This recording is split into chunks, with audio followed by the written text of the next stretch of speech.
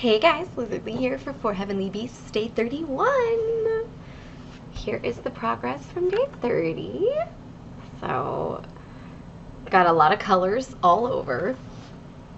And I've never done this before. I don't know why I started it now, but so this is what it looks like with what I've finished so far, and all of the random pink in there is the color I currently have highlighted.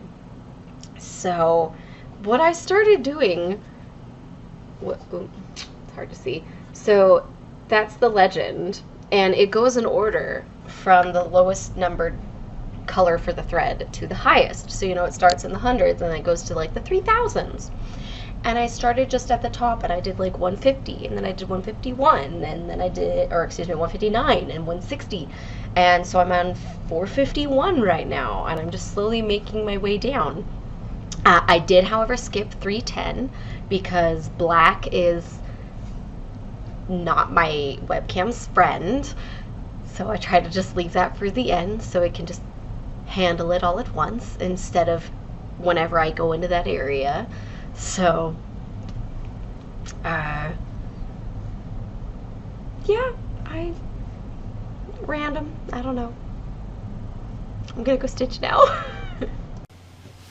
Alright, we saw Dune and we get to talk about it now. We do now get to talk about it. So, my only experience with Dune prior to this movie was the, 80s movie? One with Sting. The one with Sting. That's what we call that. That's the only character, or the only actor from that movie that I can name. Really? I don't know who else was in it. You can't name Sir Patrick Stewart? He was in it? Uh-uh.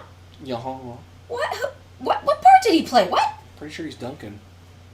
Or Gurney. Sorry. Gurney, I don't remember. See, it's been years since I saw this movie, y'all. Like, I don't know this person. I don't know these people. Linda Hunt. Is he Duncan or is he Gurney? I can't remember now. I don't know. I'm going through the... Patrick Stewart is Gurney Halleck. Yeah, Gurney. Sting is Fade Rotha. Yeah. Oh my god, I love Sir Patrick Stewart. And yet... Yeah, I don't remember. I don't know who Gurney is. Only remember Sting. I don't know who Gurney is. Yeah, I remember Sting because that was a scene that grossed me out then and still grosses me out now. Thanos in this one. Thanos? Thanos, actor. Thanos. Played Thanos. Yeah, I don't know who played Thanos. He was a big purple digital guy.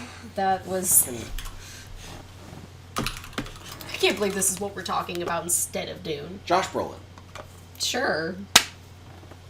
Fine, be that way. Anyways. I don't know. That means nothing to me. What part did he... Who? What? He's the old guy who wouldn't smile. The teacher? Yes. Oh my god, I loved him! Yes. Why didn't you say that? Because I thought I was being helpful. I told you he was my favorite character. Yes. And yet That's why I thought you knew who it was. I don't remember his name, and I don't know the actor. Oh, God, it hurts. So the synopsis for Dune is read the book. That's not a synopsis. I don't appreciate this. That's fair. Are you seriously going to just pull out your phone right now instead of doing your job? I'm closing out my phone, but yes. So the synopsis for Dune is... It's the predecessor to probably just about every piece of sci-fi or political intrigue you've watched or read. It takes place in 10,000 some years in the future. And the various factions of humanity have kind of fallen into these great houses, and they sort of compete against each other in a very complicated political environment. And the house that we're watching, which is the good guys, with air quotes a little bit around Atreides. that, are the Atreides. I googled it. They live on this beautiful planet of water and lush green stuff, and they have been given the right to go to Dune, a planet of nothing but sand, in hellish heat. And big worms that eat things. Yes. which is a big deal because Dune has spice, and it's the only planet in the galaxy that has spice, and spice is vastly important because it lets the ship guild, what are they called? The Space Guild, whatever the heck they're called. The people who fly all the spaceships, they can't fly spaceships without spice because they go into this magic trance junk that you don't care about. The movie didn't care about it either. They didn't mention it. That's going to be more in the second. Yeah, but they didn't mention it in this one. That's why I'm not mentioning it now, but we're still on it. You just mentioned it. Yeah, I hand-waved it. So, and then, like, other people, like Mentats, who are, like, human calculators, also use spice. But basically, the important point is society does not work without spice. The only place to get spice is Dune. Therefore, if you are the one mining all the spice on Dune, you make gazillions and gazillions of dollars. So, the people who had been on Dune were called the Harkonnens, and they are these brutal, evil, horrifying people who betray things, and they're all about treachery and subversion and just horrible, like, slavery and all that fun stuff. And Batista plays one of them. Yes, he does. I love Batista. And they are the enemies of House Atreides, who have been going back and forth with them at war forever. And it's all very complicated and, like, political, and they don't go super into that, but all you need to know is that they don't like each other. And they can't just immediately nuke each other because they don't like each other. It's all kind of, like, subverted and, you know, nuanced battles and junk like that. So, the Atreides know that it's sort of suspicious that they've all of a sudden been given the right by the Emperor to mine all the spice on Dune. Because, like, wow, thanks, that's what anyone would ever want. Why are you giving this to us? Gee, we're not stupid. But this whole movie and the books are pretty much told through the point of view of Paul. Well, not just his point of view, but mainly he is the protagonist. And Paul is the son of the Duke of the Atreides. So the head of the Atreides is Duke, and then his son is named Paul, and Paul is our protagonist. Paul is being raised by, you know, his dad and his dad's warriors. They have some of the best fighters in the galaxy. Like Duncan, Idaho. Mm-hmm. Who is played by? Jason Momoa. Yes. And that's a big deal because of how much of a big deal they'll make that later, but it doesn't matter right now. And he's also being trained by his mother, who is named Jessica. She is the Duke's concubine. They're not officially married. It's a whole political thing. But they do actually love each other, which is unusual in this world for a political marriage to actually have love involved. And she is what's the word? Bene Gesserit. Basically, she's like, they call them witches, but she is a sort of psychic ninja. It's awesome. It's a guild of female spy / almost psychics, not really, but like sort of, yeah, spies. And they span the galaxy, and their purpose is to like advise and sort of try and do some long-term planning. Like, they do it in a very cutthroat way. Like, they'll subvert people, they'll kill people, they'll do whatever they have to. They have this voice they can use that will like make you do actions or tell the truth, whether you want to or not. It preys on your subconscious, supposedly. The way that's portrayed in the movie is you see the actor's lips moving, and then you hear their voice afterwards. Yeah, like really it's super loud. like kind of discombobulating, but I freaking loved it. I thought it was super cool how they handled that. Discombobulated. Anyways, Yeah. no, it's just been a popular word on the internet lately. Anyways, I didn't know that. because of the Guy Ritchie Sherlock Holmes movies. Anyways, starring Iron Man. Robert Downey Jr. That one, yes, thank you. I wanted to say Edward James Olmos, and I knew it wasn't that, but my brain's not wired right. So anyways, yeah, there's all this stuff going on. The short version is this kid has, like, people teaching him who are a big deal. But the big thing is that he seems to kind of have this voice. That's major plot stuff for later. And it's implied he shouldn't have this voice power that the other Bene Gesserit has because he's a guy, and there's a whole bunch of nuance there. All in all, his family's going to Dune, and since they're going to Dune, they're going to have to deal with the fact that they're now living on this miserable desert world, and it's probably a trap. And they're trying to figure out how they're going to survive and what they're going to do so they can mine all this spice and get really, really rich. And Liz's delivery is here, so do we want to pause the video? We probably should, so we can get that. We'll be back. And we're back! Yep.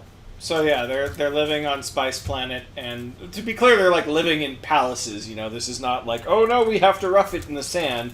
It's like logistics problems where they're trying to figure out, you know, how are we going to get all the spice because all the stuff that's left behind is broken and junk, and you know, how do you survive on a planet, or how do your army survive on this planet, and how do we deal with the people, and blah blah blah blah blah blah blah blah blah stuff. So yeah, I don't know, Liz. What did you think of the movie? I really freaking liked it.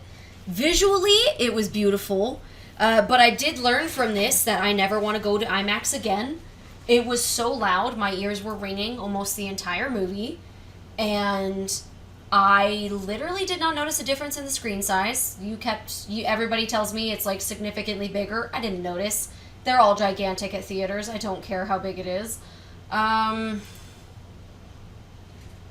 was way too loud. It was so loud.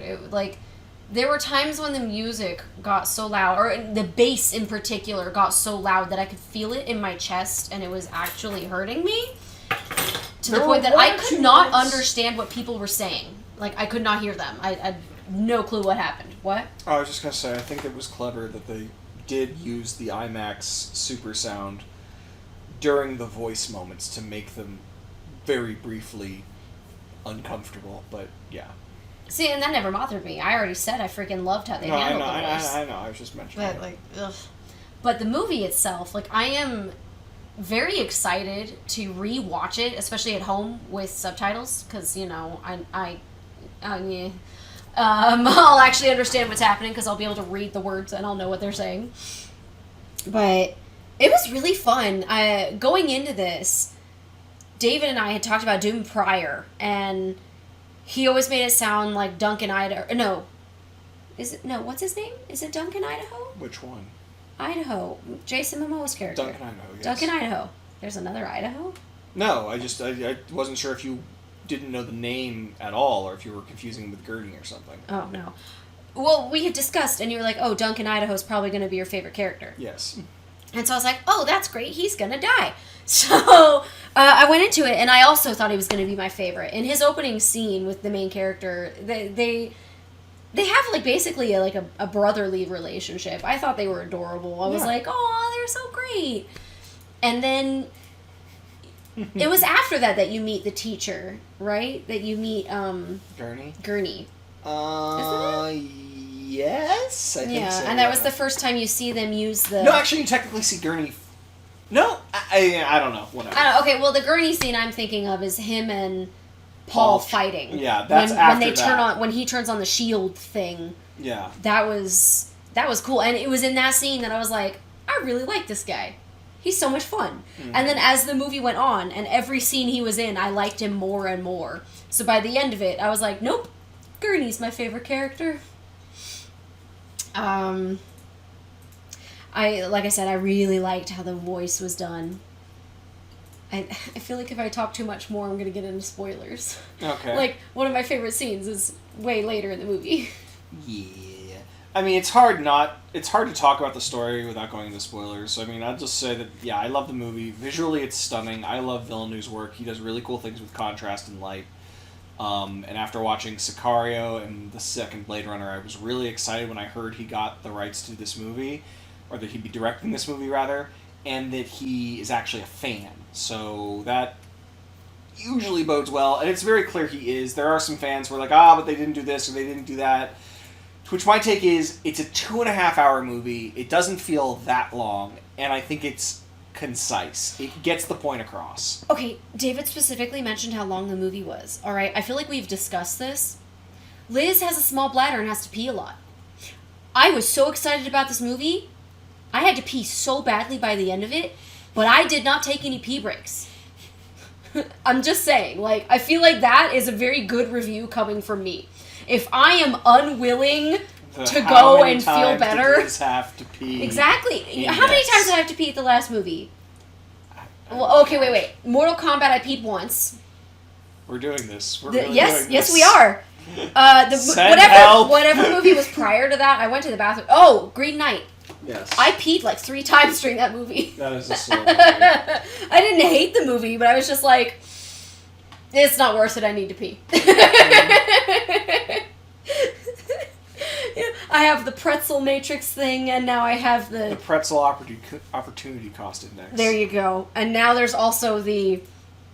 Where does it rate on the Liz is willing to hold it, or Liz is going to the bathroom right now scale? Liz bathroom break frequency scale.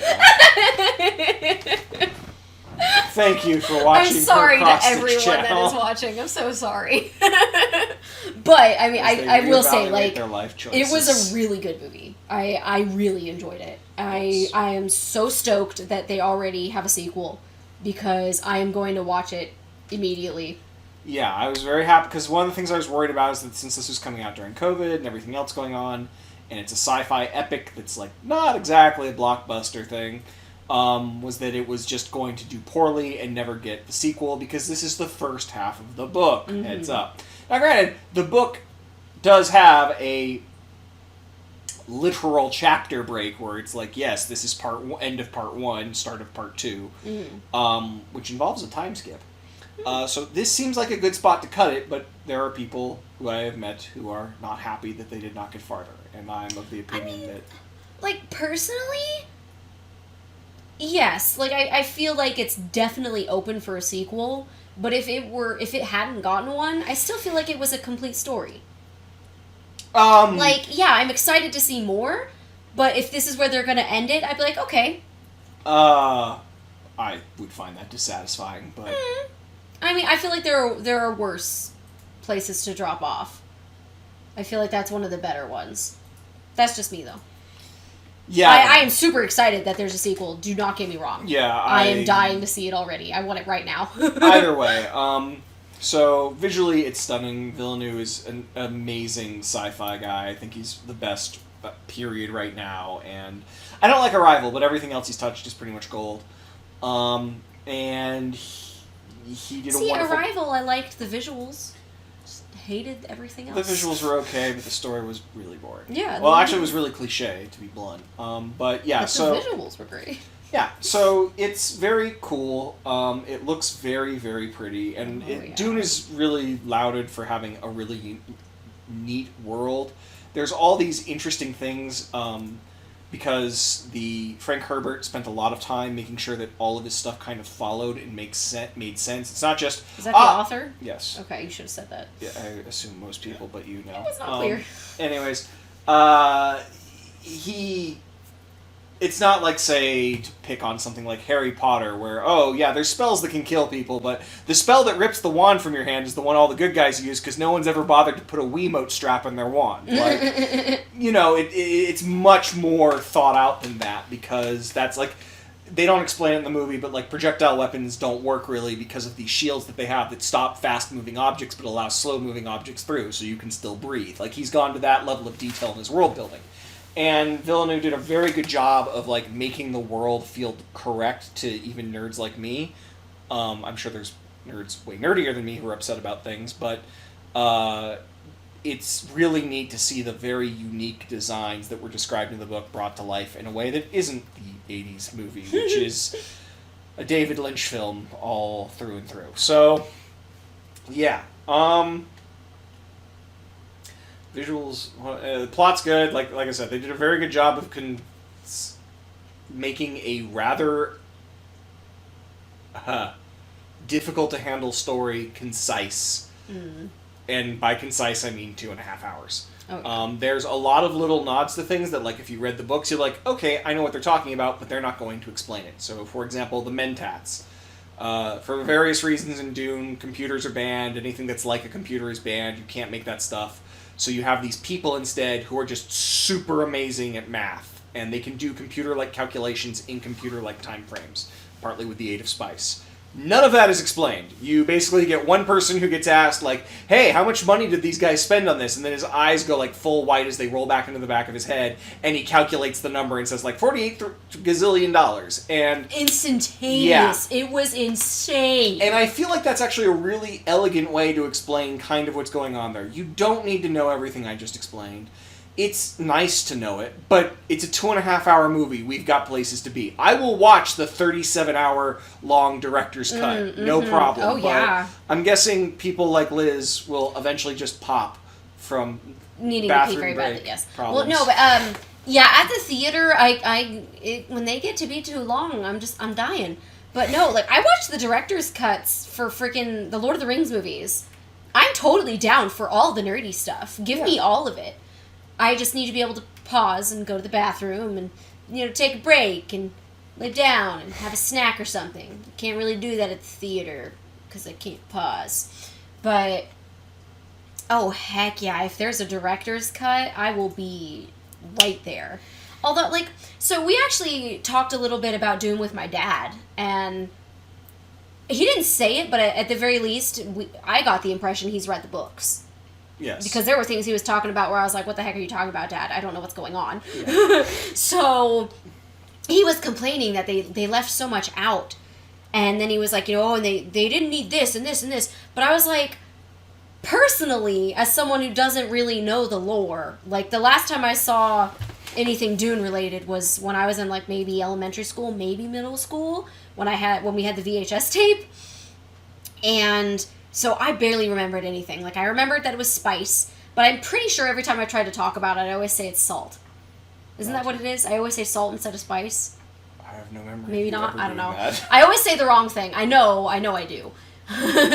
But I didn't feel like there were any scenes that were unnecessary. I liked all of them. Maybe they weren't, like, plot relevant to the overall story, but I still liked them. I didn't want anything to be cut. So. Yeah. And, I mean, it was good. And all the actors are amazing. Yeah, every performance is good. There's, like, not a bad performance in the movie that I can think of. I really liked everything. I've heard some people upset about Jessica because they chose scenes for her that are like her in major tragedy and misery, and so they think she comes across as weak, which I'm like, I kind of get what the complaint is if you've read the book, where she spends 99.9% of it being the like 40% we saw of her just like murdering people. I mean, are we in spoiler territory? Not yet, no, but okay. yeah, no, she's very, very cool and very, very powerful, and so some people are upset that they chose her more emotional scenes. Dude, my two favorite scenes are she's the star. Yeah. Yeah, and that's kind of my take on it. Like, again, we're condensing, we have to condense, these are the important ones, you can't skip those. And I really, really like all the action. It's worth mentioning that, like, action in Dune is kind of hard to do, and they didn't do maybe everything I wanted. There are certain things about the action in Dune that I could nerd out about for a while, but they did good enough. It was still cool. It wasn't exactly what I wanted, but it looked beautiful, it looked really neat, and again, it either conveys points that you need to get if you don't get them, or even if you don't get it, whatever, it didn't matter. Like the whole, Harkonnen versus Atreides versus Sardaukar thing, like how strong each one is, and all those little things kind of ramping up into like Duncan Idaho's big fight, and all that stuff. So, yeah, it's a really cool movie. If you haven't seen it, I suggest you see it. If you're the kind of person who just appreciates visuals, you need to watch it in theaters, in my opinion. It's absolutely worth it. Obviously, don't make yourself sick or risk your health, but, if you're comfortable with that. So, yeah, you want to go into spoilers? Can I just jump to my two favorite scenes, since we Yes. specifically discussed Jessica? So, there's a scene where Jessica and Paul... Oh, you're going to have to leave the room, honey. You can... No. Okay. Or is it someone I I love? have to take the call. Okay. Have fun. Hey, what's up? So, there are Yeah, no two problem. I scenes just with want her. to see if your wife was a deaf And yes or maybe. so Jessica and Paul have been kidnapped, and they're in this dragonfly helicopter, which was one of the coolest things I've ever seen. I love dragonflies, and then it's a helicopter, like, coolest thing ever. Anyways, they have been kidnapped, and the Paul was asleep when he was kidnapped, so he wakes up. And he looks over, and the first thing he sees is his mom with a gag in her mouth. And so Paul looks around. He looks back to his mom, and they have a sign language. And she tells him The scarred one is deaf. And that's when, he, as well as the audience, realizes, oh, she tried to use her powers on them. But it's the voice. You specifically have to be heard in order to use it. So because he's deaf, it didn't work on him. So he was probably able to knock her out, gag her, whatever is necessary, so that she can't use her voice on everyone else. And he is not gagged because the Ben Gesserit are generally only female. So they didn't know that Paul has been training on using his voice. And so his mom, still using sign language, is like, choose the right moment. And one of the guys who is not deaf walks over to Paul and is clearly about to like untie him and throw him out, and have him killed. And Paul is just like, untie me. And the guy laughs at him. And the Jessica says, like, you find the right tone or something like that. And Paul tries again, and it works. And the guy unties Paul. And I don't remember exactly how it went down, but basically Paul ends up getting the gag off of his mom. And dude, Jessica goes to town on these people. She's just like, a dude is literally about to stop her. She looks at him and she just says, stop. And he stops. And then she tells a guy to, kill him. And he ends up pushing somebody out of the helicopter. And, like, she knows how to use weapons. So she starts tearing these guys apart herself. It was so freaking awesome. Like, during the whole scene, I was just like, ah! Oh my god! Oh, ah! It was so good. And then, skipping ahead, when they're out in the sands of Dune, they are kind of, I guess, confronted, whatever you want to call it, by the people living in Dune. I don't remember the word for them. I'm sure David would, but he's on the phone. It doesn't matter. So, it is just Paul and Jessica against a ton of other people. And Jessica is able to, like, get her sword against their leader's throat. And Paul pulls like a little gun type thing on them. And so it's clear that, like, they have made it. They're doing okay. They're gonna survive this. And so the boss that, who has a sword to his throat is just like, okay, we're okay. We'll do what you want. We'll take you to our place or whatever, and we'll get you to an airport or, whatever the equivalent of an airport is. And so they're like, okay, cool. But then one of his lackeys, I don't know what a proper term for him, sorry. He's just like, this isn't right. She defeated you. She's the leader now. And he's like, I want a trial by combat or whatever. And eventually he and Paul fight. But I loved that opening scene of like all these people against Paul and Jessica. And she is just whooping their butts. Like, it was awesome. So yes, she had some emotional, sad scenes. She was a badass, this movie, you guys. Like, ooh. Okay. Now I will wait until David gets here to continue.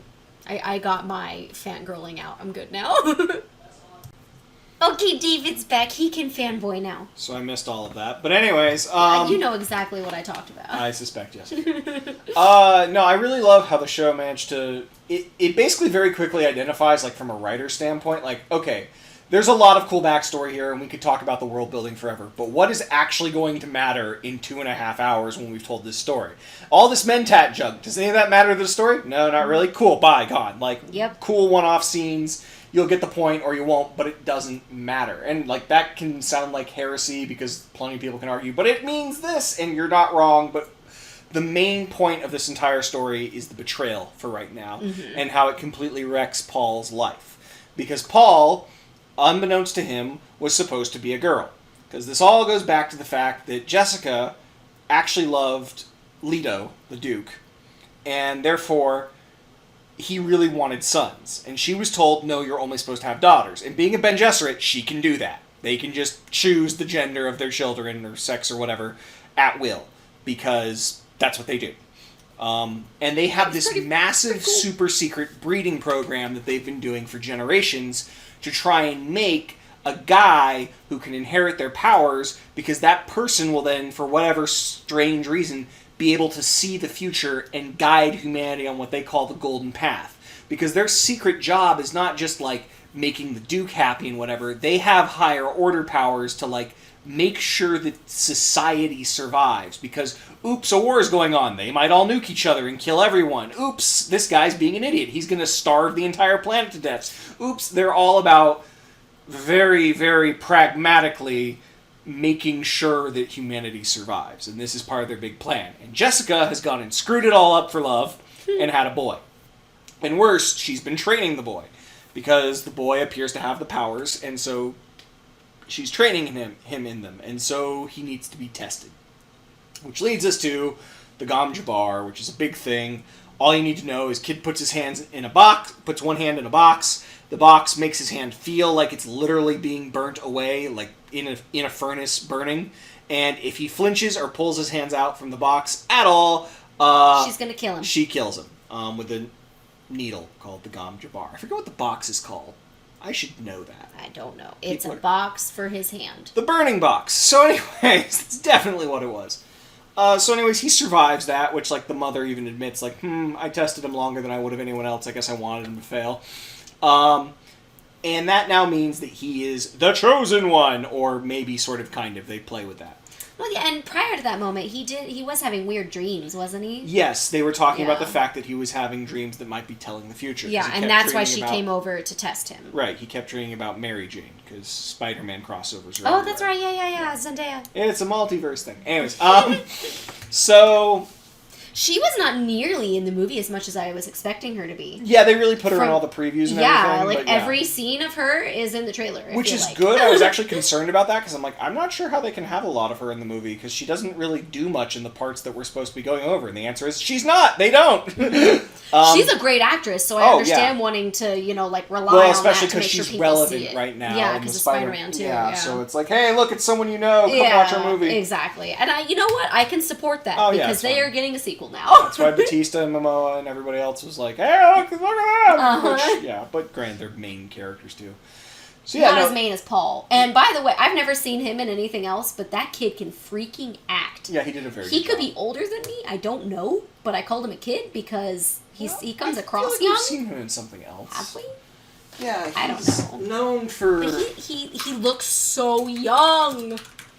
Which is not a problem, by the way. I can't spell his name at all, because I think it's French, and French name... Or is he French-Canadian? Timothy Chalamet. Yeah, I've already found him. I'm just trying to figure out what he's been in. I've clearly also found him. Okay, yeah, none of this is stuff we've seen. Yeah, I don't know what I that is. lied, and I'm terrible. Okay, He was in continue what Saturday you were Night saying. Live. Everyone's seen that, right? So yeah, no, he did a great job. The whole thing did a great job. I really liked how they handled, for example... It's a big deal in the books how powerful different things are. A lot of the... It sounds silly or like anime, where it's like, oh, their power is twice as much as your power, which is 3 times as much, but like logistically speaking, it's all about like how armies interact. The idea that like 5 Harkonnen soldiers can be taken out by like 1 Atreides soldier is a big deal, because it means that the Atreides can fight off the Harkonnen with vastly fewer forces, and due to the technology in universe, everything's pretty much melee fighting. So if one person can fight 5 people, that's a big deal, because you have to commit a lot of people to ever do an invasion, because you can't just shell it with artillery for reasons, even though they kind of do. It's a whole thing. So a big point that they get across very well is that, yes, Atreides can wipe the floor with Harkonnens, and at the top of the Atreides hierarchy are Gurney Halleck, who is supposed to be amazing, and Jason Momoa as Duncan Idaho, who is amazing. And the only reason the Emperor is the Emperor, or one of the only reasons, is because he has the Sardaukar, who are these like super secret super soldiers, and nobody knows where they come from, except you're going to find out very quickly in this movie where they come from, and that's a whole other plot point I could ramble about for 30 minutes. All you need to know is they're really powerful, and the big plot point of this movie is the Emperor is backing the Harkonnens secretly, so they can kill the Atreides, because the Harkonnens would never win an out-and-out fight against them, and aren't even allowed to attack them the way they do in the movie, although that's not made clear. But even attacking like that, they wouldn't have won. They just would have harmed the Atreides, and then everyone would have found out the Harkonnens were breaking the rules, and they would have been destroyed. So they needed to win in one go, so they get the Emperor's Sardaukar, and they wipe the floor with everybody. It's very well done, really cool shots. Oh man, the fight scene on the stairs, Yeah. that was amazing. Like, I was so excited when they were going down the stairs. And then more guys showed up behind them, and I was like, crap, they're gonna die now. Yeah, but and it was I so cool. really love the scene of them showing up in, like, the old Arcology Center, where they just, like, come down silently. And then the other people popped up out of the sand. Oh, that was so cool. Yeah. Because the whole point here is the Sardaukar are incredibly dangerous, most dangerous thing known to the galaxy, and the big secrets are, one, Duncan Idaho can fight 19 of them solo, because that's how amazing he's supposed to be. It wasn't 19. It's 19. Oh, okay. I'm pretty sure it's 19. I can look it up. It's probably a crap ton of them. Like, the number is important in the mythology, but it doesn't matter. And also, the Fremen, the locals of Dune, can also beat the Sardaukar. They're like the only people in the world who are stronger than Sardaukar, which is a huge advantage in this world. And that's the big secret that the Atreides have figured out, is that while the Harkonnens suspect that there's only 50,000 Fremen all over the planet, There's in fact millions. there's of in them. fact millions of them, and that's the big secret of Dune, is that they figured out, oh, we can go here and raise an army that nobody could stop. So we could actually defeat the Emperor and the other houses, and we could win. They do a lot of good work, like showing off, like just how creepy and weird the Harkonnens are with their human centipede spider person, and then like bricking a person into a wall just for an assassination attempt, which is horribly terrifying. Oh, I assumed he like volunteered for that position. No, probably not. Really? Oh no, the Harkonnens probably just went, "You're going in." Oh. Yeah, and See, if you that's don't, something- if you don't succeed, we're killing your family. Oh. Yeah, that's their speed. That's how they operate. Oh, okay, yeah. My Yeah. bad. Well, again, though, that's- I that's- couldn't hear very well. Well, no, they didn't make that so- clear in the movie. So that's the stuff that like someone like me will get because I've read the books. Whereas all you need to know is they bricked a guy into a wall. Oh They're yeah, pretty at the freaking very determined. least, I was like, oh, he was in there for 6 weeks for this assassination attempt, Yeah. and when it failed, I assumed he like took a cyanide pill and killed himself. Yeah, no, he probably Right. just died of exposure. I don't know. Well, Whatever. doesn't matter. so he wasn't controlling the thing. He was controlling the thing. Okay, so he had to have been alive in there at some point. Yes, but he probably, who knows how he died. Like, it could have been, it doesn't matter. So, point is, they do a really good job of just conveying just about everything that needs to be conveyed. It gets mystical and weird in the books, which is sort of the point, and I'm really interested to see how they'll do that, because that's the thing that, like, the 80s Doom really botched in a lot of people's opinions. You get voice guns, which doesn't make any sense, for all sorts of reasons. And so they've got a lot of work to do there. Oh, and then I love it as a way to show that Paul's premonitions are not perfect, which is a big, big deal in the books. Probably won't be touched on that much in the movies.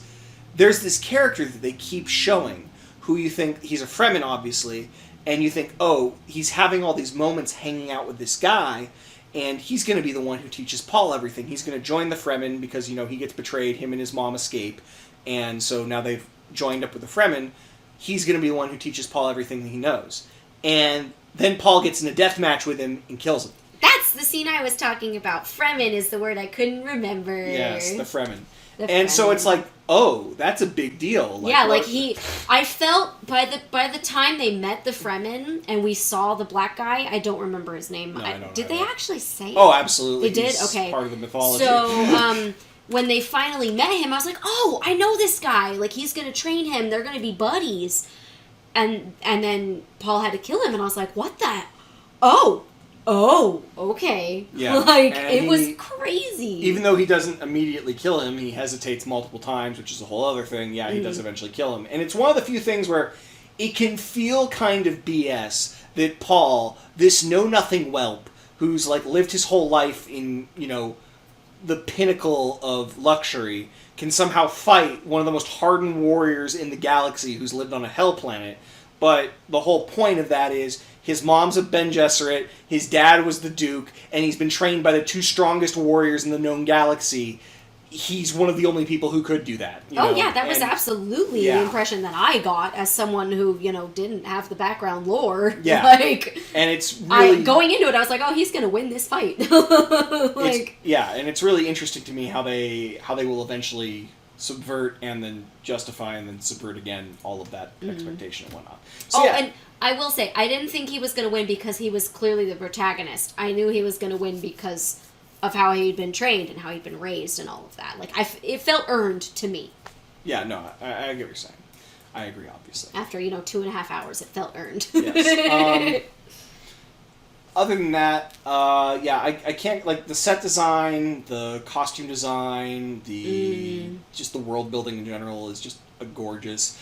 It felt cold on Dune, which was weird, because it's obviously incredibly ridiculously hot. They don't even really go into how hot it is. They give you, like, moments of, like, well, yes, you can't be out there without water for more than a few minutes. But, like, they don't actually go into all the detail of it, which, again, I appreciate. But the way he lit the scenes, it feels very... It was a lot of cool tones. Yeah, so it was yeah. blues and Or light purples, grays. so it made it feel cold. Yeah. Yeah, and I think that's intentional. I don't know. Or maybe the guy just likes to screw with contrast so much he needs a white and black palette. But, I liked it. I mean, at night, it was cold, wasn't it? That was the impression I Oh, got. of course, yes. As a and it desert, was yeah. night a lot when they were out there. Yeah, but no, like, they're walking out, like, with the parasol in the scorching heat. And, like... Yeah, he wasn't sweating at all. And the other guy was all wrapped up and was just like, oh yes, I water the palm trees every day. Yeah. Like, this could keep 50 people alive, but instead we're Watering watering palm palm trees. Which I've told you and will share with people. Like, that's one of the things I've heard people complain about that they changed, is that that's supposed to be the Duke saying, yes, we'll keep the palm trees because these people need a reminder of who we are and blah, blah, blah, blah, blah, blah, blah, which is supposed to show that, like, even the air quotes good guys are not really the best people. They're still willing to, like, let their subjects die of dehydration on this hell planet just over a symbol. But in this, it's unclear if that guy works for, the Duke, or if he's, like, a native Fremen who's like, no, these trees have, religious or Symbolism and whatnot. Yeah, and, so, turns out people are upset about that. I think the scene still works, but yeah, it's whatever. Yeah.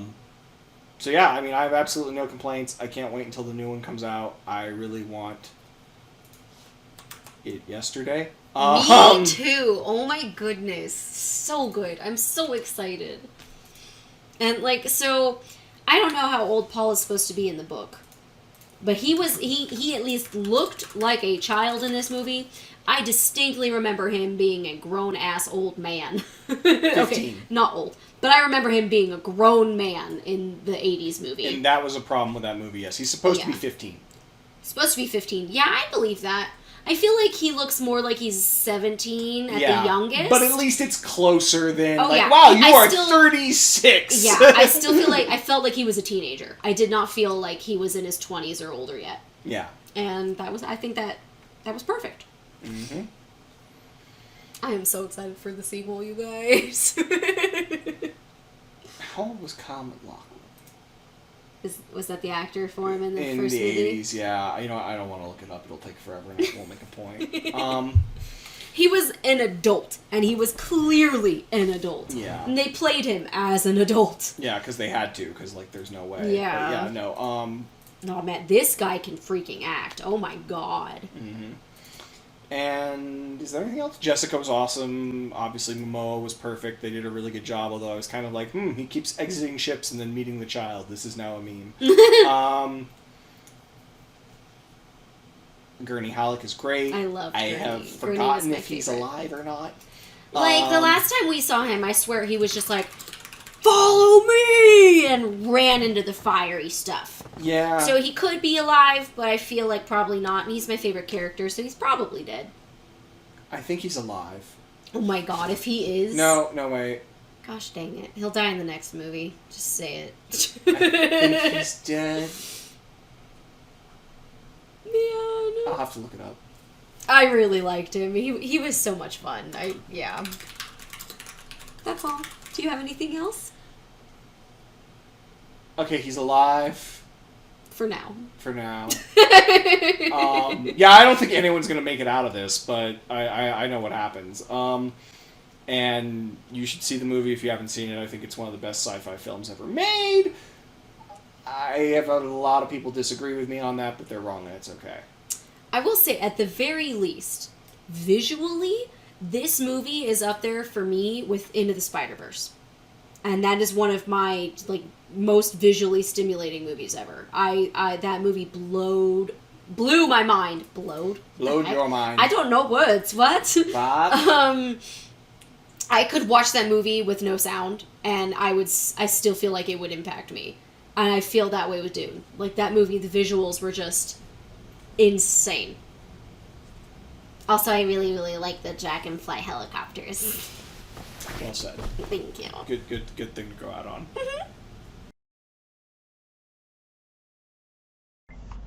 And that is the end of For Heavenly Beasts Day 31. I got 4 hours and 27 minutes of footage. It's quite a bit. There is a lot of the dragon now. I'm very happy. There's a lot of blue. I've done that the last 2 days, just like blue! I finished a bunch of colors, so that was nice. I don't think I have anything else to add. Do you have anything to subtract, sir? I have nothing to subtract. Why would I subtract things? I add nothing but joy and content to your life. I mean, that is true. But sometimes you add, annoyance.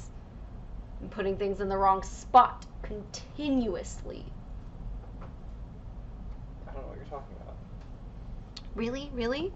I can point it out on camera.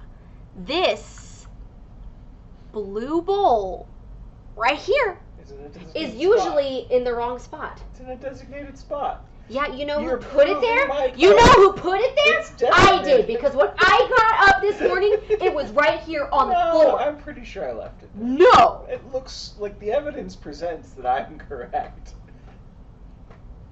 I have proof now. You don't. I don't know. I will start taking pictures. I'll open up my webcam in the morning and be like, hey, you guys, look what's not in a designated spot. Sure, if you'd like.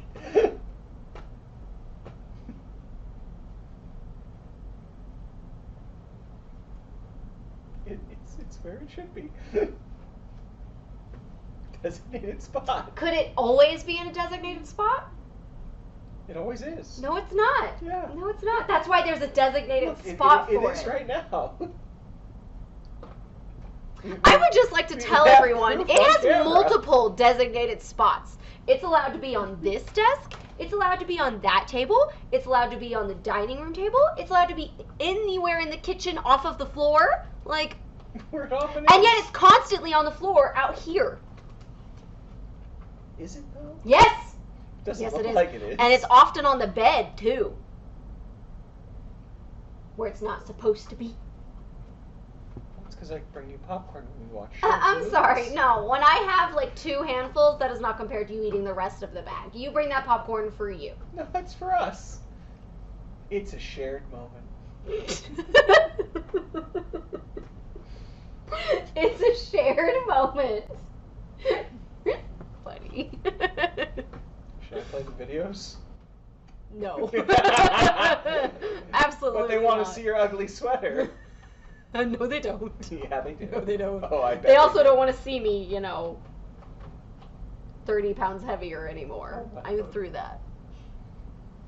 When I have a double chin anymore, it's because I'm generally trying to be awkward. I straight up just had a double chin at that time in my life because I was quite overweight, and I don't want to go back to that. I'm good. But on the other hand, it's cute. I mean, I still have that ugly sweater. I could just put it on now, You could. but I don't want You're to. very lazy. I am, but it's also long sleeved and a turtleneck, and it just.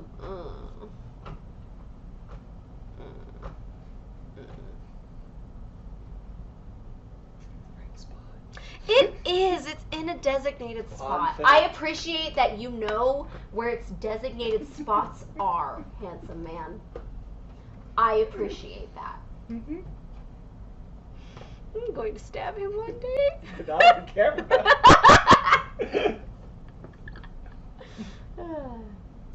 Love you. Love you more. You're not looking at me. I know, I'm looking, trying to figure out what's behind me. And if I can, like, point at it. No, I did it wrong. It's not easy. It would be that way, yeah.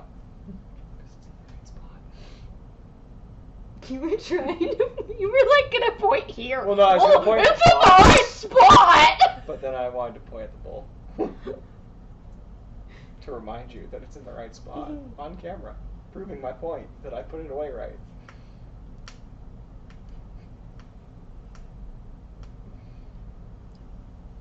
We're gonna end it there. Are we? Yes. Like, subscribe, So share, we'll never comment. argue about the all bowl of again. that It's over. It jazz. can go anywhere. You heard it. She ended it there. Excuse me?